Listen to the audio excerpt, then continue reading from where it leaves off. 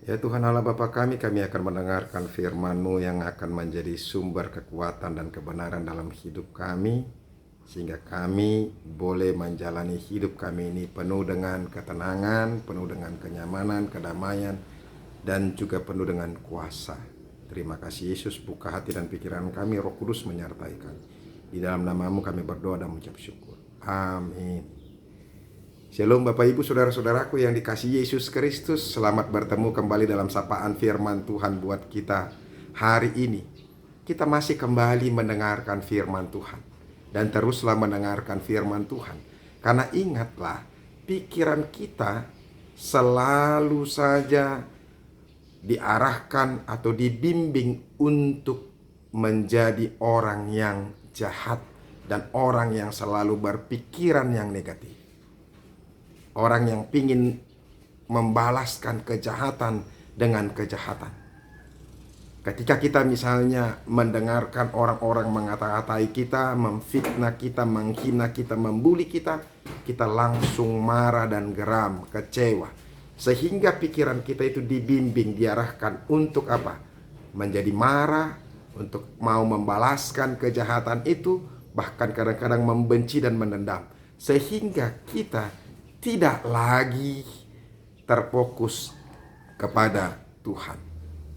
Hati-hati, dan hanya firman Tuhan saja yang memampukan kita untuk berdamai sejahtera, menenangkan, meneduhkan kita, sehingga kita terus fokus akan apa? Akan kerajaan Tuhan. Amin. Hati-hati untuk itu. Ya, firman Tuhan yang menjadi renungan bagi kita hari ini yaitu yang terambil dari Yesaya pasal yang ke-43 ayat yang ke-11. Dikatakan demikian, Akulah Tuhan dan tidak ada juru selamat selain daripadaku. Akulah Tuhan dan tidak ada juru selamat selain aku. Bapak Ibu Saudara-saudaraku yang diberkati dan dikasihi oleh Yesus Kristus, firman Tuhan hari ini mau menegaskan kepada kita ketika bangsa Israel berada di dalam pembuangan, ketika mereka harus ditawan ke Babel dan mereka tersiksa di situ, tersiksa dalam kungkungan satu raja atau kerajaan yang begitu kuat, sehingga tidak ada lagi orang yang bisa membebaskan mereka. Di tengah-tengah situasi yang seperti itu, Allah datang mengingatkan bangsa Israel, Akulah Tuhan dan satu-satunya juru selamat. Apa artinya saudara-saudara? Artinya firman Tuhan ini mau mengingatkan bangsa Israel dan juga kita pada hari ini, bahwa yang bisa melepaskan kita dan menyelamatkan kita dari segala mara bahaya dan kuasa-kuasa kejahatan orang lain itu hanya dari Tuhan.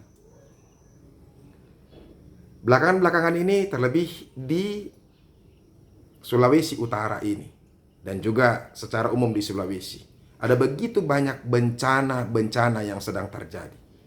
Angin begitu kencang, badai laut begitu kencang.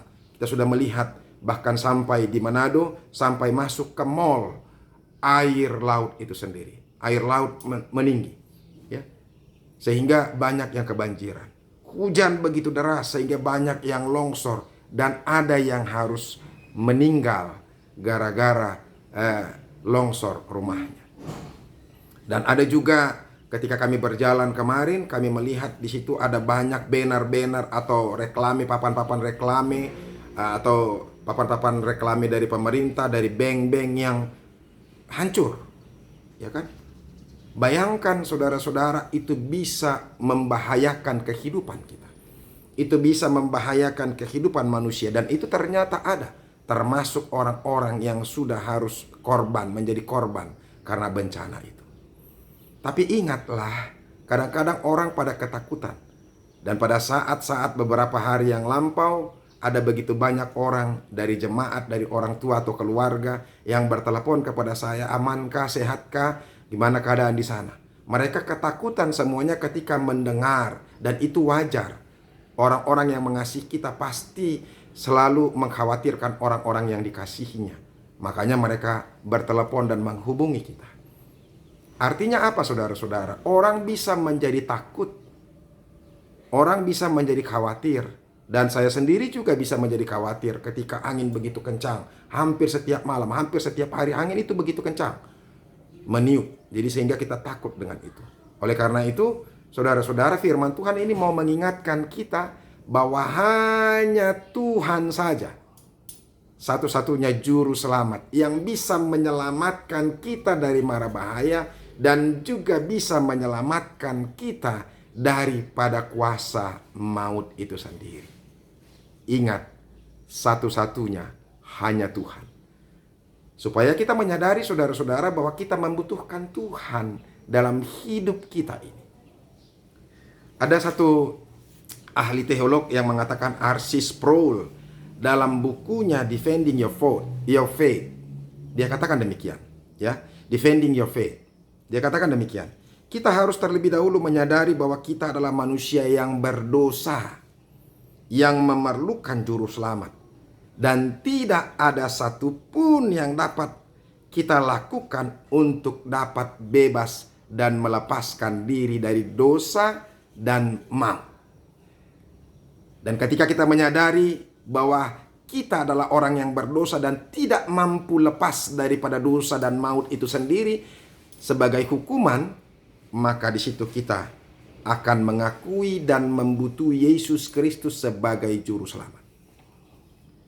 Bapak Ibu saudara-saudara, apa yang mau dikatakan di situ? Sadarilah dirimu bahwa kita ini adalah makhluk yang berdosa dan kuasa dosa itu mengikat kita sehingga kita tidak akan mampu melepaskan diri dari dosa itu. Dan akibat daripada dosa itu yaitu maut, kematian selama-lamanya, neraka bagi orang-orang yang jahat. Oleh karena itu, dengan kesadaran seperti itulah maka kita membutuhkan Yesus Kristus menjadi juru selamat kita. Ini sangat penting, dan saudara-saudara, ini menjadi hal yang paling penting untuk disadari oleh orang percaya, bahwa dirinya tidak akan bisa menyelamatkan diri dari apapun. Hanya Tuhan saja yang mampu menyelamatkan kita.